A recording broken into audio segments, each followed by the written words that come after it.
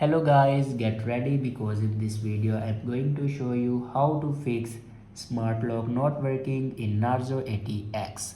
So watch this video carefully and follow every step as I'm showing in video, and don't forget to subscribe the channel.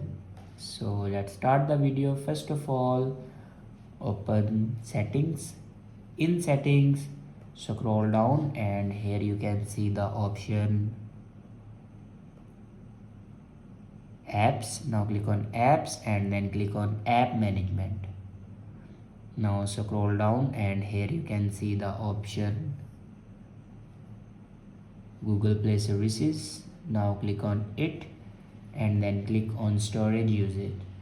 Now here you can clear the cache memory of storage Google Play Services. After clear the cache memory of Google Play Services, then go back to the main page of your settings and click on system and update.